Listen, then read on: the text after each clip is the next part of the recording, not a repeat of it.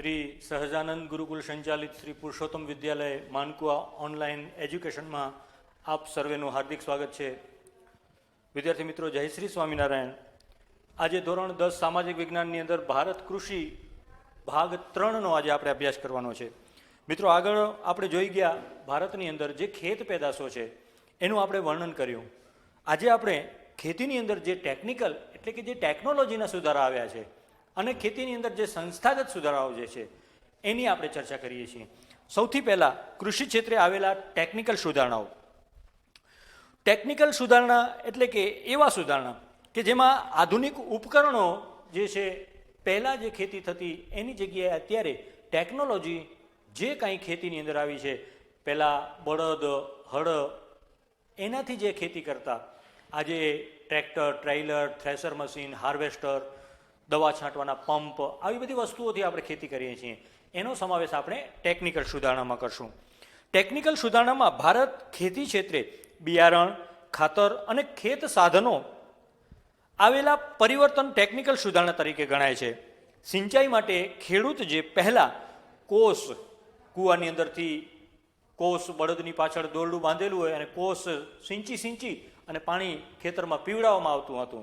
એ cos રહેટનો ઉપયોગ, પાણી બારે ડબ્બાઓ ભરેલા હોય અને ગોલ ચક્કર ફર્યા રાખે, ડબ્બા કૂવામાં જાય, પાણી બહાર નીકળે, એવી રીતે રહેટ વગેરેનો ઉપયોગ કરતો આજે સબમર્સિબલ કે મોનોબ્લોક પંપ જે મોટર છે, અથવા તો બોરની અંદર જે મોટર ઉતારીએ છીએ, અથવા તો જે મશીન જે છે મોનોબ્લોક પંપ, એનો ઉપયોગ પાણી પીવડાવવા માટે કરે છે.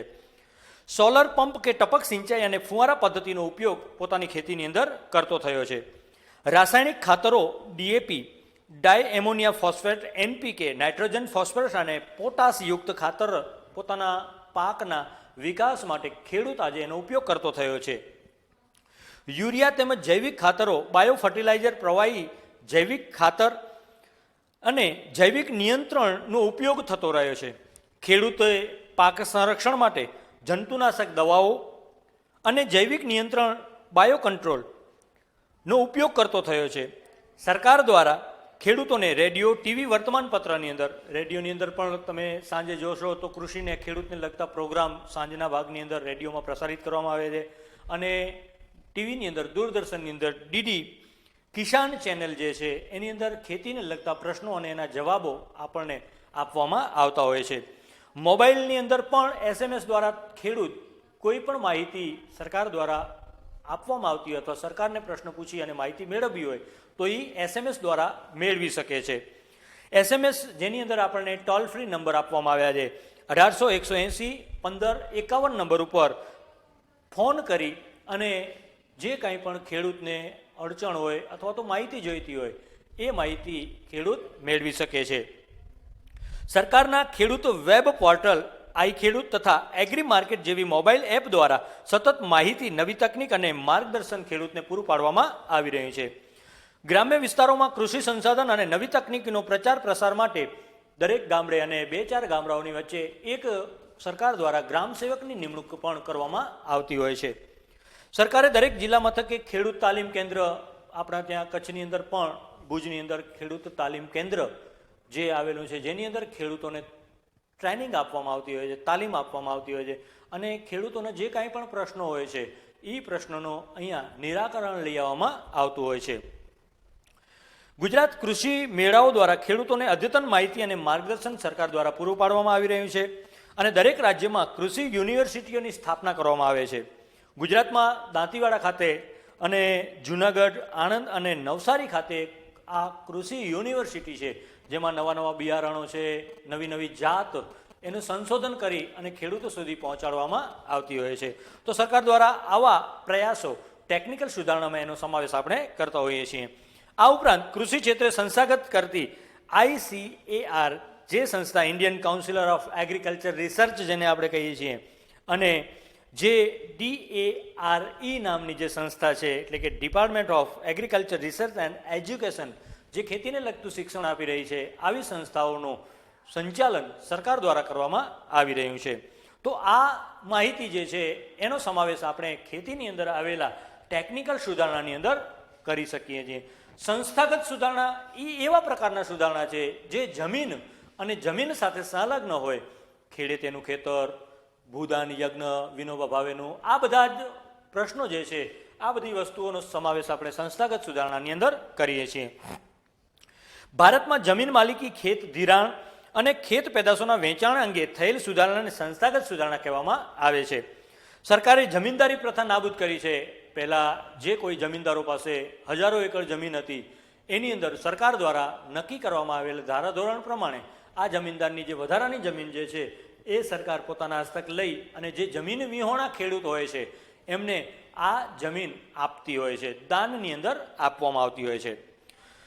અને ખેડે તેની જમીનના કાયદા દ્વારા ખેડનારને જમીન માલિકીનો હક સરકાર દ્વારા આપવામાં આવી રહ્યો છે. જમીનની ટોચ મર્યાદા કાયદા દ્વારા જમીનની માલિકીની અસમાનતા દૂર કરવામાં આવી છે. એક ખેડૂત પાસે 10 એકર જમીન હોય, એક ખેડૂત પાસે 500 એકર જમીન હોય, તો આ વિસંગતતા જે છે એ દૂર કરવામાં આવી છે. અને સરકાર દ્વારા નક્કી કરવામાં આવેલો છે કે હવે એક ખેડૂત પાસે વધીને આટલી જ જમીન હોવી જોઈએ, એનાથી વધારે જમીન હશે તો એ જમીન સરકાર પોતાના હસ્તક કરી લેશે. તો આ જમીનનો ટોચ મર્યાદા ધારો, આ નિયમ, આ કાયદો સરકાર દ્વારા તૈયાર કરવામાં આવ્યો. કિસાન ક્રેડિટ કાર્ડ, જેમ આપણા બેંકની અંદર આપણને બેંકો દ્વારા ક્રેડિટ કાર્ડ આપવામાં આવે છે, જે ક્રેડિટ કાર્ડની મુદત 50 દિવસ અથવા 1 મહિનાની જે હોય, તમે 50,000 રૂપિયાની ખરીદી કરો, લાખ રૂપિયાની ખરીદી કરો, પણ મહિનાની અંદર તમારા ખાતાની અંદર 0 બેલેન્સ હોય તો પણ તમે ખરીદી કરી શકો છો, પાછળથી તમે એ પેમેન્ટ કરી શકો છો. એવી રીતે ખેડૂતને પણ ક્રેડિટ કાર્ડ આપવામાં આવ્યા છે કે ખેડૂતને દવા લેવી હોય, બિયારણ લેવું હોય, ખેડૂતને પંપ લેવો હોય, અથવા તો કાંઈ પણ બીજા યંત્ર લેવા હોય, ખેતીને લગતા સાધનો લેવા હોય, તો એ ક્રેડિટ કાર્ડના માધ્યમથી એ સાધનો લઈ શકે છે. અને જ્યારે એની ઉપજ આવે, પાક જ્યારે લણી અને બજારમાં વેચી અને જે પૈસા આવે ત્યારે એ પોતાના ખાતાની અંદર જમા કરાવી અને ક્રેડિટ કાર્ડ જેટલું પણ એને ઉપાડ કર્યું હોય એ પૈસા જમા ત્યારે કરાવી શકે છે. અને આંતરરાષ્ટ્રીય તેમજ સહકારી બેન્કો દ્વારા ખેડૂતોને આર્થિક સહાય લોન આપવામાં આવે છે, જેને આપણે સીસી કહેતા હોઈએ છીએ. કૃષિ ધિરાણ આપવામાં આવે છે.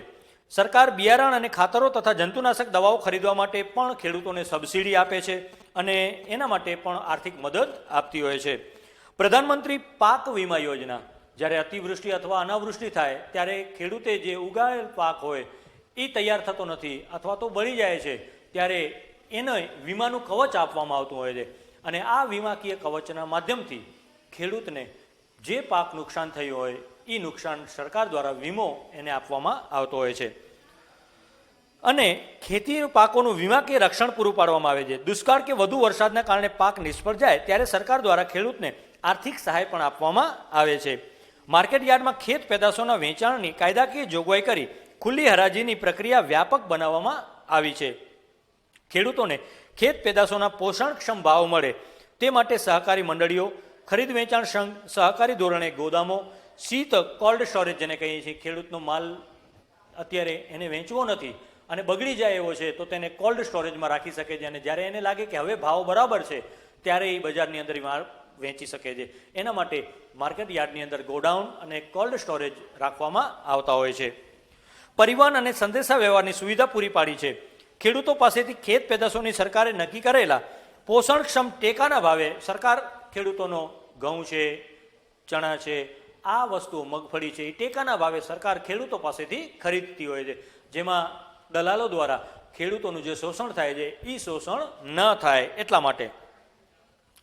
અને ભારતીય રાષ્ટ્રીય કૃષિ સહકાર વિસ્પણન સંઘ જે અને ગુજરાત તેલીબિયા ઉત્પાદન સંઘ, Gujarat cooperative oil seeds grower fertilizer જે છે સંસ્થાઓ, રાષ્ટ્રીય ડેરી વિકાસ નિગમ, NDDB જેને આપણે કહીએ છીએ, નેશનલ ડેરી ડેવલપમેન્ટ જે બોર્ડ જે છે એ ખેડૂતને માહિતી અને મદદ કરવાનું કામ કરે છે. આજે હરિયાળી ક્રાંતિ, જ્યારે મિત્રો આપણે આઝાદી મળી ત્યારે આપણે વિદેશમાંથી અન્નની આયાત કરવી પડતી હતી, પણ ભારત સરકારના પ્રયાસો જે ખેતીની અંદર જે કાંઈ પણ બિયારણો શોધાણા, જે કાંઈ પણ પાણી માટે ચેકડેમો બનાવ્યા, તળાવો બનાવ્યા અને એનાથી સિંચાઈની જે સગવડો વધી છે એનાથી આજે આપણે મબલખ ઉત્પાદન કરીએ છીએ. આજે આપણે અન્ન ક્ષેત્રે સ્વાવલંબન સિદ્ધ કર્યું છે. આજે આપણી પાસે એટલું અનાજ છે કે ભારતની પ્રજાને પૂરતા માત્રામાં આપણે અનાજ આપી શકીએ. પ્લસ એવી કોઈ દુષ્કાળ કે અતિવૃષ્ટિ જેવી સમસ્યા થાય તો બફર સ્ટોક ની અંદર જે અનાજ રાખવામાં આવ્યું છે એ આપણે એને પહોંચાડી શકીએ છીએ. આ બધું ક્યારે શક્ય બન્યું છે? હરિયાળી ક્રાંતિના માધ્યમથી. રિસર્ચ કરેલા બિયારણ જે છે એ બિયારણના માધ્યમથી આપણે સારા એવા પ્રમાણમાં ઉત્પાદન પણ લઈ શકીએ છીએ. આપણા દેશમાં 1960ની અંદર કૃષિ ક્ષેત્રે હરિયાળી ક્રાંતિ સર્જાઈ. તે પહેલાં એવો સમયગાળો હતો કે જ્યારે દેશમાં અનાજની તીવ્ર અછત પ્રવર્તતી હતી અને એક કૃષિ પ્રધાન દેશને અનાજની આયાત કરવી પડતી હતી. આપણે આપણા દેશનું અનાજ પણ ખાતા નહીં, વિદેશમાંથી આપણે ઘઉં, ચોખા આ બધી આયાત કરવી પડતી હતી.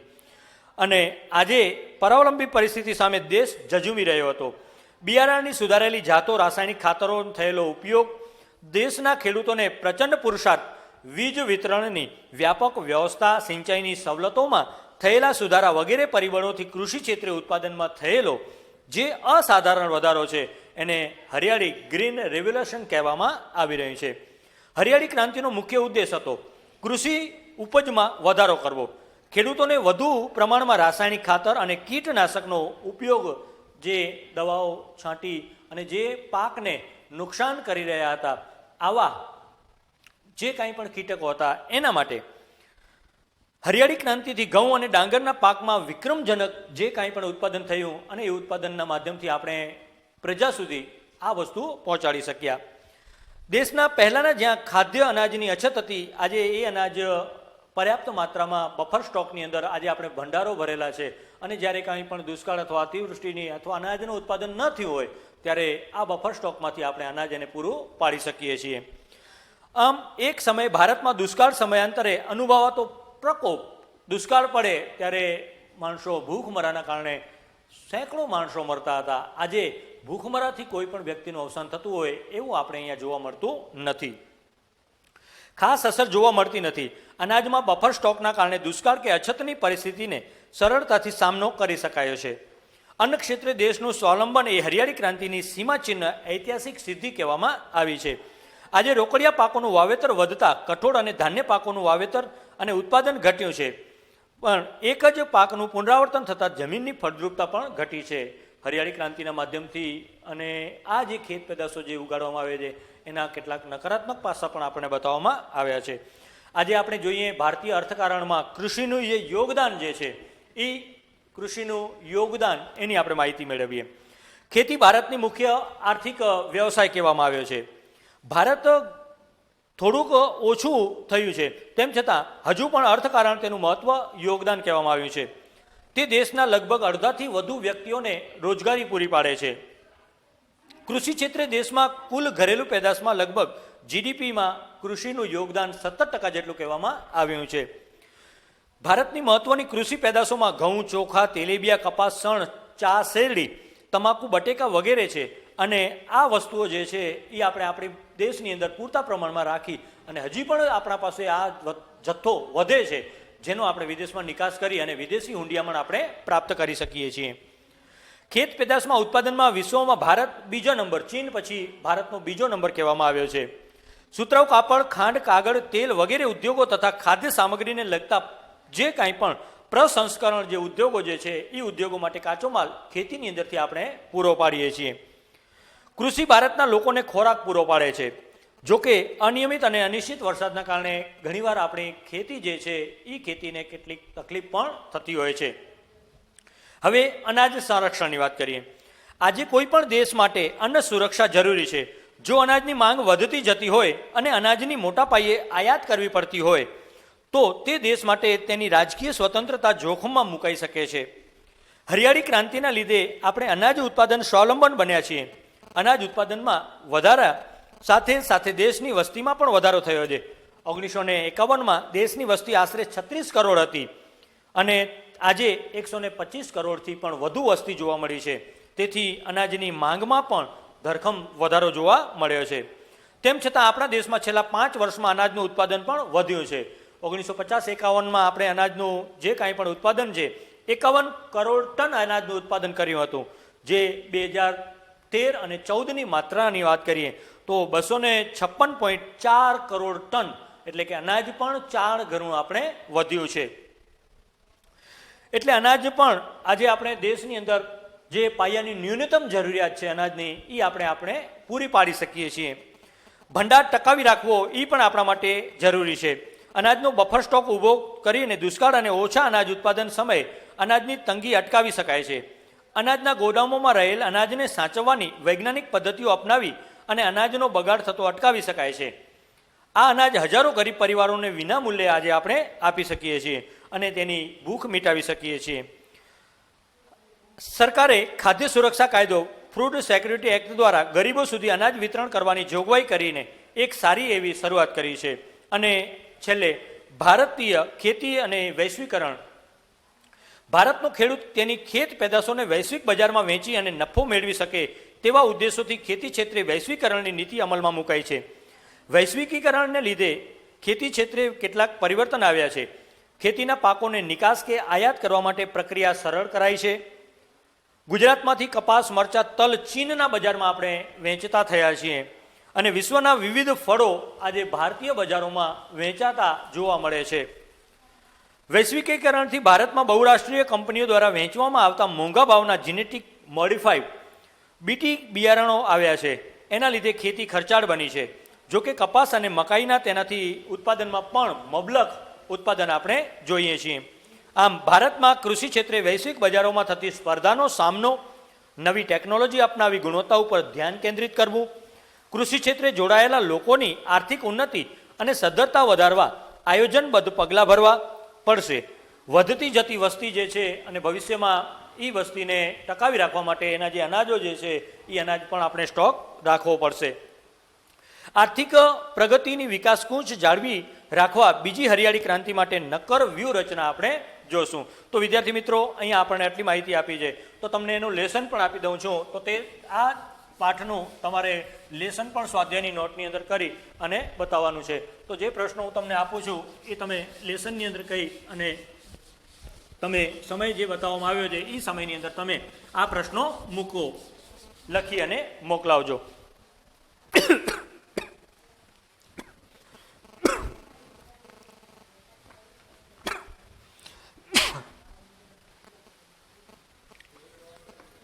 સ્વાધ્યાય પ્રશ્ન નંબર 1. ભારતમાં કૃષિ ક્ષેત્રે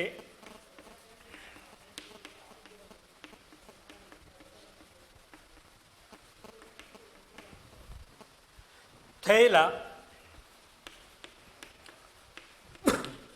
સંસ્થાગત સુધારા જણાવો.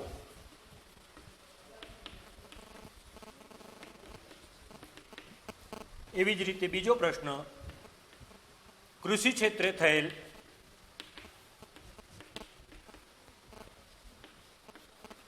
ટેકનિકલ સુધારણા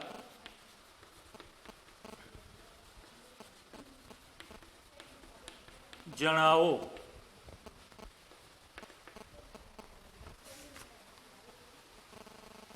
ત્રીજો પ્રશ્ન, ભારતીય અર્થકારણમાં કૃષિનું યોગદાન જણાવો.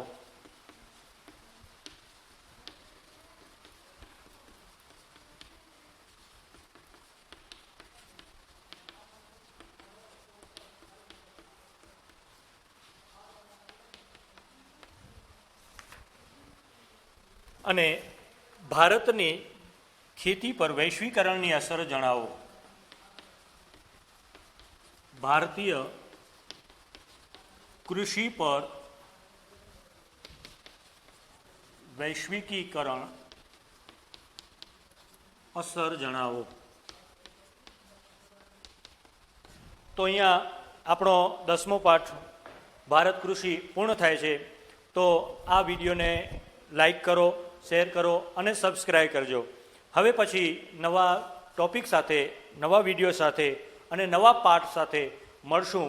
ત્યાં સુધી દરેક વિદ્યાર્થીને જય શ્રી સ્વામિનારાયણ.